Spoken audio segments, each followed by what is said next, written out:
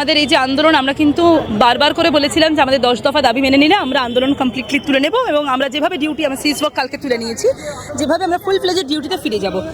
আমরা ডাক্তার, মানুষের সেবা করাই আমাদের কর্তব্য। রাস্তায় নেমে রাজপথ দখল করে বারংবার করে এই এক দাবি নিয়ে নামাটা আমাদের কর্তব্য নয়। তো আন্দোলন তুলে নেওয়ার জন্য তারা এতটা সচেষ্ট প্রশাসন, এইটা যদি আমাদের দাবি মেনে নেওয়ার ক্ষেত্রে এতটা সচেষ্ট হতো তাহলে বোধহয় আমাদের আন্দোলনে বা অনশনে কোনোটাতেই নামতে হতো না। আমরা ডিউটি করব ভালো কথা, কিন্তু সুরক্ষার দায়িত্ব কার?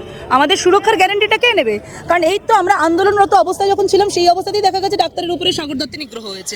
ধর্ষণকে যতদিন অবধি সামান্য দুর্ঘটনা হিসেবে ট্রিট করা হবে, যতদিন না ধর্ষকদেরকে দৃষ্টান্তমূলক শাস্তি দেওয়া হবে, এক্সাম্পলারি পানিশমেন্ট দেওয়া হবে, যতদিন অবধি ধর্ষককে কভার আপ করতে ব্যস্ত থাকবে প্রশাসন, ততদিন অবধি এরকম ঘটনা ঘটতেই থাকবে। ধর্ষণ হিনিয়াস ক্রাইম, এবং হিনিয়াস ক্রাইম হিসেবে যতদিন না ট্রিট করা হচ্ছে, যতদিন না ধর্ষককে এক্সাম্পলারি পানিশমেন্ট দেওয়া হচ্ছে, ধর্ষণের হার কখনোই কমবে না। সেটা অভয়া বলে না, সেটা নির্ভয়া বলে না, সেটা কুলতলি বলে না, হাতরাস বলে না, সেটা ঘটতেই থাকবে।